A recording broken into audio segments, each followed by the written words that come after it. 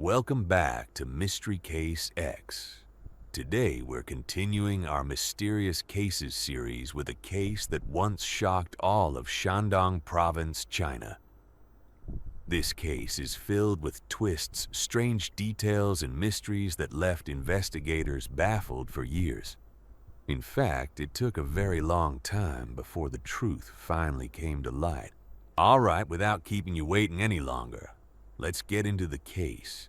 And if this is your first time visiting Mystery Case X, don't forget to subscribe and follow the channel to support us. This case took place on May 20th, 1998 in Donglu Village, Kaohsiung Town, located in southern Shandong Province, China. Back then, the area was still very rural and sparsely populated.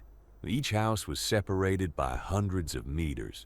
At the center of this horrifying case was a family of just 3 women, a mother and her 2 daughters. The mother, Ling Fangao, was 60 years old at the time. She had 2 unmarried daughters, both known for being very beautiful. The older sister was named Ershun Wang, 33 years old. The younger sister was Erchun Wang, only 25. Even though there were only 3 people in the household, they were considered one of the wealthiest families in the village. Most people in the area survived by farming, growing corn and rice just to get by. Life was modest for nearly everyone there. But this family was different. They owned a tailoring business, practically the only tailor shop in the entire village. They made clothes for almost everyone around. Because of that, their financial situation was far better than most of the villagers. On top of that, the older sister, Ershun Wang, often traveled to other provinces to personally select beautiful fabrics and bring them back to sell and sew for customers. So basically, they weren't just tailors, they were also fabric suppliers.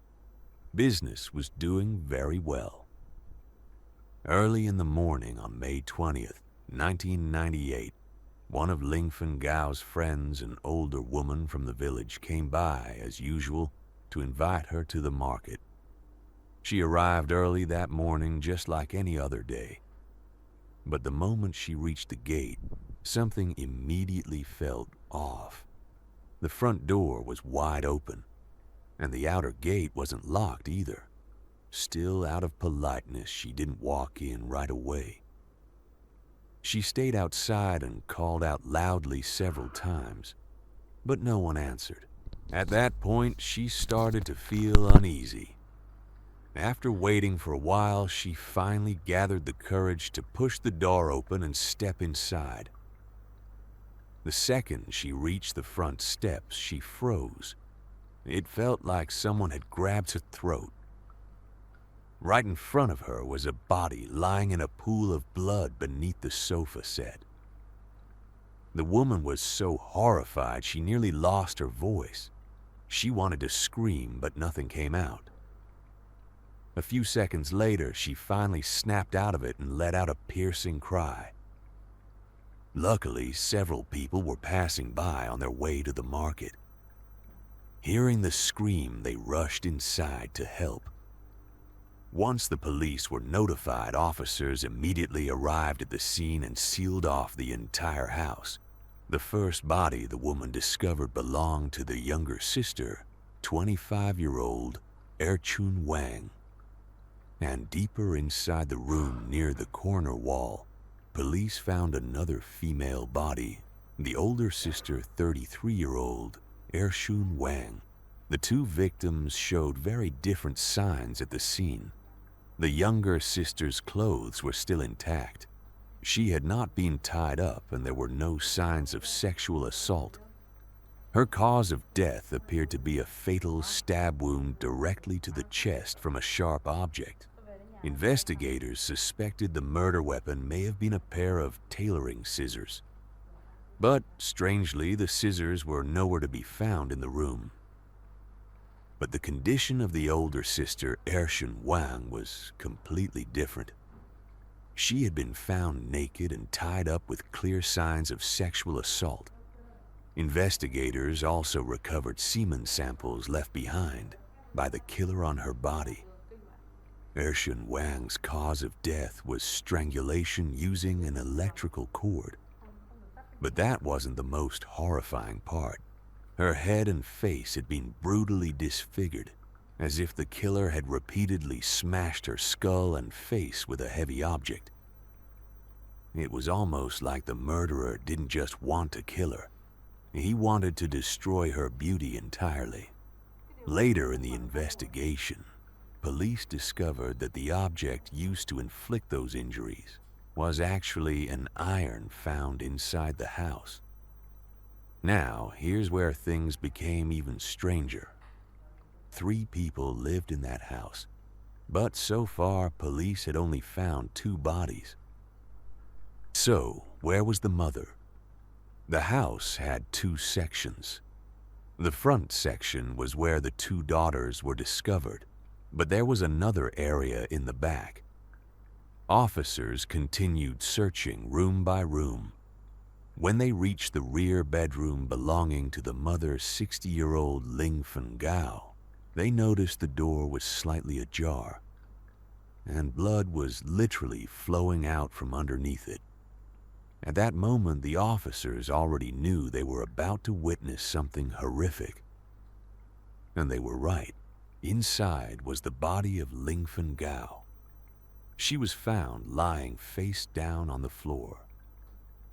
When investigators turned her body over, they discovered the murder weapon still lodged deep inside her abdomen, the same pair of scissors believed to have killed the younger sister, Ershun Wang. The mother's room was in complete chaos. Clothes were scattered everywhere, as if the killer had been desperately searching for something. All the cash in the house had disappeared, although no one could determine exactly how much money had been taken. Because the entire family was dead, there was no one left to ask. At first, police believed this was a robbery gone wrong, but several details quickly made investigators reconsider. The biggest issue was this. The killer appeared to have spent a very long time inside the house. Evidence of that was found in one of the ransacked rooms where police discovered a torn-up bank savings book. Normally, something like that would be hidden in the most secret place imaginable. Yet, somehow the killer still managed to find it. That meant he had searched the house extremely thoroughly and had plenty of time to do it. There was another strange detail, too. The victims were still wearing jewelry, including earrings and necklaces. If this had truly been a robbery murder, then valuable items like those should have been taken along with the cash. But the killer left them behind, untouched. Then, investigators noticed something even more disturbing. Out of all 3 victims, only Ershun Wang had been sexually assaulted, and only her face had been deliberately destroyed with the iron. Why? Both sisters were considered beautiful. In fact, the younger sister was even younger and only 25 years old, while Ershun Wang was already 33. From these details, police began forming a new theory. This might not have been a simple robbery at all. There may have been some kind of romantic conflict or personal obsession behind the murders, and the older sister Ershun Wang may have been the real target all along. During the crime scene investigation, police managed to recover only half of a fingerprint. Not a full print. Just half. It was found on the handle of the scissors. Investigators believe the killer had likely been wearing gloves. But during the attack, he may have used so much force that the glove tore, slightly exposing part of his fingerprint. Police also suspected the killer had attempted to clean the crime scene afterward. Because he had spent so much time inside the house, Investigators were left with almost nothing, aside from that partial fingerprint and the semen sample left behind by the killer. But back in 1998, DNA technology was nowhere near as advanced or widespread as it is today. Even if they tested the sample, there was no national DNA database to compare it against. And so, in a small rural village like this, the case quickly became one of the most horrifying and most difficult investigations the local police had ever faced. Determined to catch the killer as quickly as possible, police brought in an entire K-9 unit. They contacted a specialized police dog training team and sent tracking dogs to the crime scene. And among those police dogs was one that was especially famous at the time. People even called it the Miracle Dog. The dog had an incredible reputation for intelligence and had previously helped solve several major cases alongside investigators. So, when this elite K-9 team arrived at the scene, everyone had high hopes. The dogs began tracking scents throughout the entire house, from the bloodstains to the objects scattered around the rooms. Then suddenly, the Miracle Dog bolted straight out of the house. The officers immediately ran after it to see where it was heading. The dog kept sprinting through the village before finally stopping in front of a house located about 500 meters away from the murder scene. That house belonged to an unmarried man named Ashing Yuan. But when police arrived, they noticed something strange right away. No one was home and the front door wasn't locked. The moment the dogs entered the house, they rushed directly toward Ashing's bed. Lying on top of it was a pair of blood-stained dress pants. At that point, investigators immediately started asking questions. Whose blood was it? Did the pants belong to Ashing Yuan, or the killer? Or was Ashing Yuan the killer himself? Then officers noticed something else. Written on the wall next to the bedroom were several messy, uneven lines of handwriting. The writing looked shaky and distorted, almost as if it had been scribbled down while the person was drunk or emotionally unstable. The messages read, "Ershin Wang, I love you." Another line said, "Ershin Wang, you're two." The sentence was unfinished. And then another line, "Ershin Wang, I hate you." After seeing those messages, police became almost certain that Ashing Yuan had some kind of romantic relationship or emotional obsession involving Ershun Wang. Investigators began theorizing that Ashing may have committed the murders out of jealousy or heartbreak. They believed that after killing everyone in the house, he returned home to change clothes and then fled in a hurry, which would explain why he forgot to lock his own door. The blood-stained pants found in Ashing's house were taken in for testing, but as mentioned earlier, DNA testing wasn't widely available back then. Investigators could only determine blood type. The results showed that the blood on the pants matched the blood types of both sisters, but that was as far as technology could go at the time. Believing that Ashing Yuan had murdered the family over some kind of emotional conflict, and then escaped police prepared to issue a nationwide warrant for his arrest. However, investigators also understood that if Ashing really was the killer, he had likely fled far away, possibly even outside of Shandong province. Catching him could take years. But then something shocking happened. Just as police were preparing the paperwork to officially launch the manhunt the next day, Ashing suddenly came back on his own, and he looked absolutely miserable. He appeared exhausted, disheveled, and starving, like he hadn't eaten or slept properly for an entire day. The moment police spotted him, they rushed in and arrested him immediately. During interrogation, Xing Yuan confessed. He admitted that he had killed the entire family. Not only that, but the details he gave about the crime scene were incredibly accurate.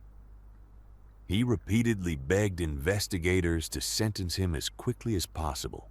"Just execute me already," he said. "I don't want to live anymore." With Xing's confession and the fact that he could describe the crime scene so accurately, even knowing exactly where each body had been found, the police were ecstatic. To them, it looked like the case had been solved unbelievably fast. In fact, some officers probably felt like commendations were already on the way. But the lead interrogator on the case felt that something was off. He later discussed his concerns with the investigation team leaders. The strange part was this. Although Xing confessed to being the killer and accurately described the scene whenever investigators asked exactly how he committed the murders, he insisted that he used a knife, but there had never been any knife at the crime scene. The actual murder weapons were the scissors, the electrical cord used for strangulation, and the iron used to destroy Ershun Wang's face. A knife had nothing to do with the case, and that made absolutely no sense.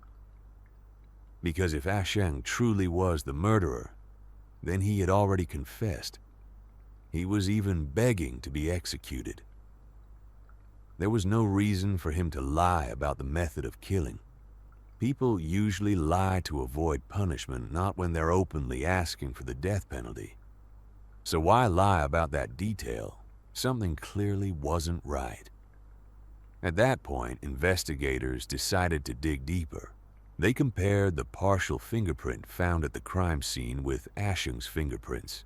Even though only half the print had been recovered, fingerprint patterns still fall into recognizable categories. Generally speaking, fingerprints are divided into three main types. The first is the whorl pattern, which has 2 triangular points. The second is the loop pattern, which has 1 triangular point. And the third is the arch pattern, which has no triangular points at all. Everyone's fingerprints are unique, but they still belong to one of those basic categories. When investigators compared the prints, they discovered something huge. Xing's fingerprint pattern and the killer's partial fingerprint belong to 2 completely different categories, meaning that fingerprint could not have belonged to Xing. Now, the case has become even more confusing. Why did Xing have blood-stained pants with blood matching both female victims? Why did he confess? Why did he run away? There were suddenly far more questions than answers. During the early interrogations, Xing seemed dazed and mentally exhausted, almost like he only wanted to confess and be executed as quickly as possible. The way he spoke made him seem emotionally broken, not fully present. Before questioning him again, investigators began considering another possibility. Maybe Xing wasn't the actual killer. But they also couldn't rule out the idea that he was an accomplice, or at least someone who helped after the murders.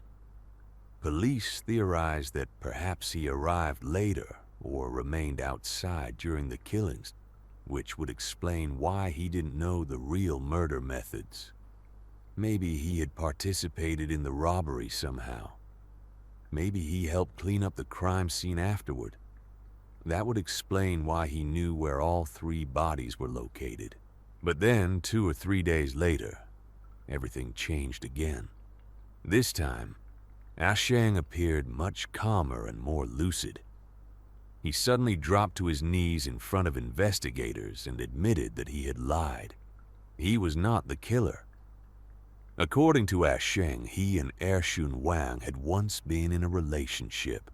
But later he discovered that while she was dating him, she had also been seeing another man. He only knew the other man's name vaguely, Zhongwei Wu. But he had never actually met him face to face. Asheng said he had tried several times to confront the man and talk things out, but never succeeded. All he knew was that this relationship was the reason Ershun Wang eventually left him.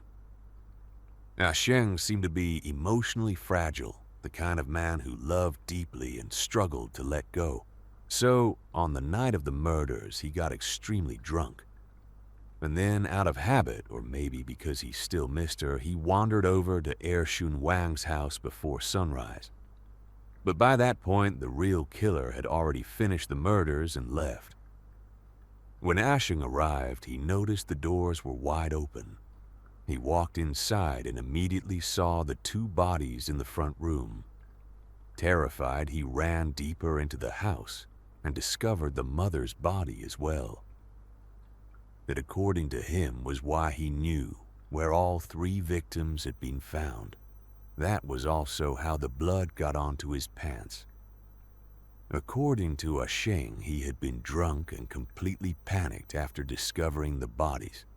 Terrified of getting implicated, he ran straight home to change clothes. Then, acting purely on instinct and fear, he suddenly decided to flee. He wasn't even thinking clearly about where to go. He just ran. There was another reason too. He genuinely loved Ershun Wang with all his heart, so the shock completely shattered him. Because he fled in such a hurry, he didn't bring any money or belongings.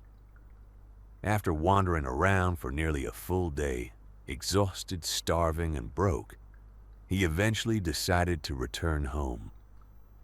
But during the journey back, he kept thinking about the fact that the woman he loved was dead. And little by little, he stopped wanting to live anymore.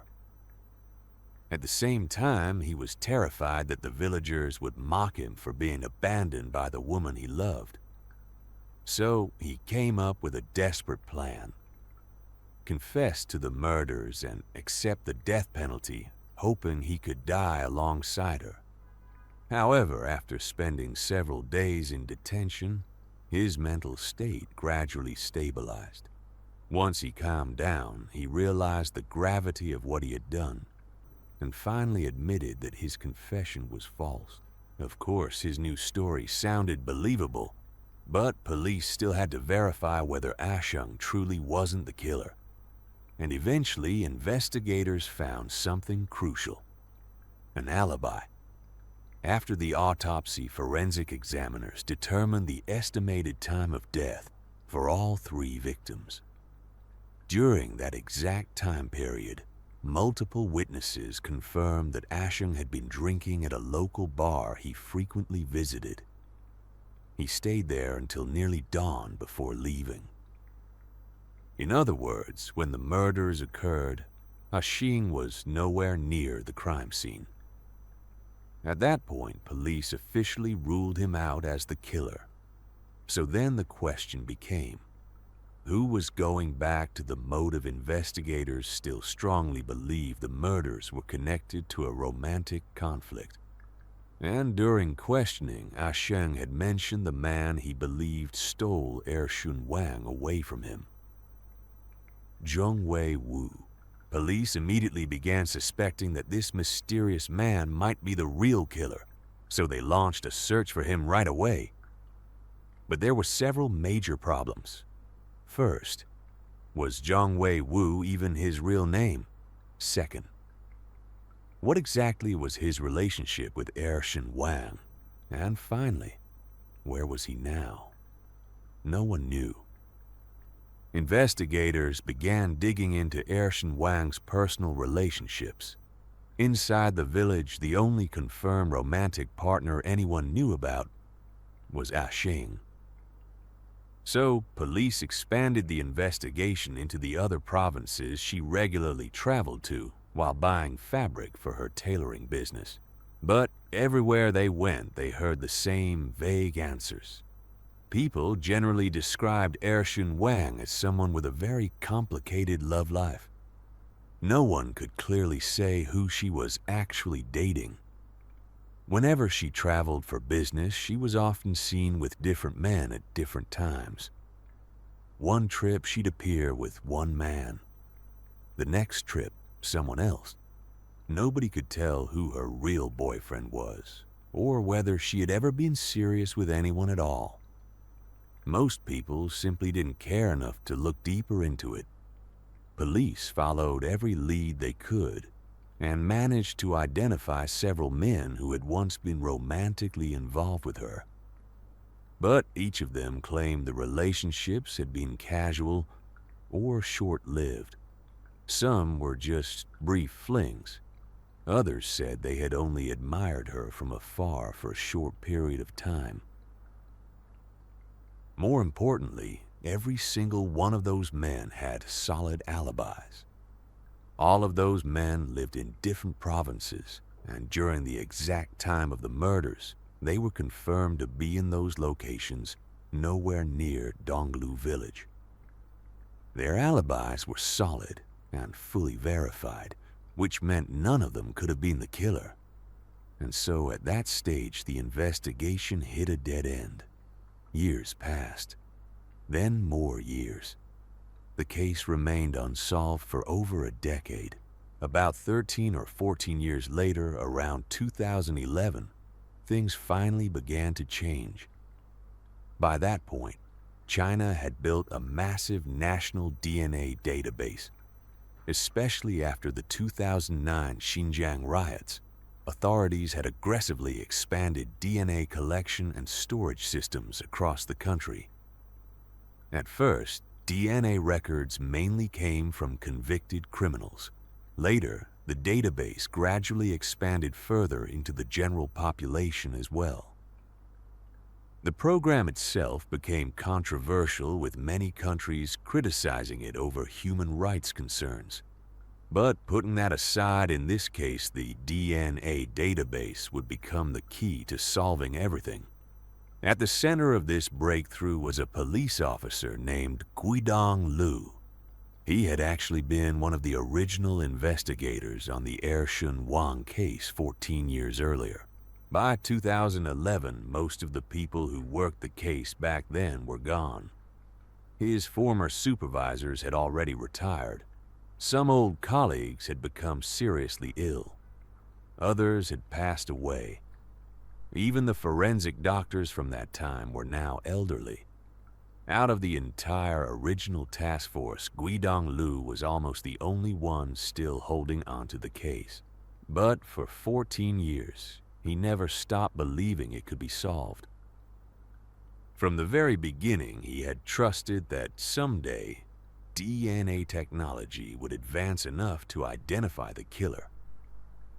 That's why he and the original investigators had carefully preserved the semen sample left behind at the crime scene all those years ago. For over a decade, they protected that evidence with extreme care. Later on, Guidong Lu would even receive recognition for one very simple belief. A man capable of brutally murdering 3 people like that would most likely offend again someday. And because of that belief, he pushed to reopen the case once more. He requested that the killer's DNA sample from 14 years earlier be compared against China's national DNA database. And this time, they got a match. The DNA matched a man named Xun Li. Years earlier, Xun Li had been convicted of multiple sexual assault-related crimes and had served prison time. Because of that, his DNA was already stored in the national system. The moment investigators identified him, they immediately suspected that Xun Li was actually the mysterious Zhongwei Wu from the old case. Police brought him in for questioning. Faced with the DNA evidence and a long interrogation process, Xun Li finally confessed. Yes, he was Zhongwei Wu. And yes, he was the man who murdered all 3 women in that house. He then revealed what had really happened. just as investigators suspected he had been romantically involved with Ershun Wang. During that period, Ershun Wang had been seeing both Ashing and Zhongwei Wu at the same time. After Ashing discovered the betrayal she left him, which made Zhongwei Wu believe that he was now her only lover. So the relationship continued. But after some time, Zhongwei Wu discovered something else. While traveling to nearby cities to buy fabric for her business, Ershun Wang had apparently started seeing yet another man. And when he found out, he was furious. Their relationship had actually started years earlier, when Ershun Wang regularly traveled to nearby cities to buy fabric for her tailoring business. At the time, Zhongwei Wu worked as a driver and often helped transport goods for her. That was how the two eventually became involved romantically. But now, after learning that she was seeing yet another man, Zhongwei Wu became enraged. So, on that day, he went to Ershun Wang's house to confront her and demand an explanation. But according to his confession, Ershun Wang didn't seem to take the conversation seriously at all. Her attitude was basically, if we work out, we work out. If not, then whatever. At that point, Zhongwei Wu brought up marriage. He told her he wanted a serious relationship and begged her not to betray him the same way she had betrayed Ashing before. But instead, Ershun Wang responded with harsh insults and mocking remarks. According to him, she belittled him for being just a driver and said someone like him wasn't worthy of marrying her.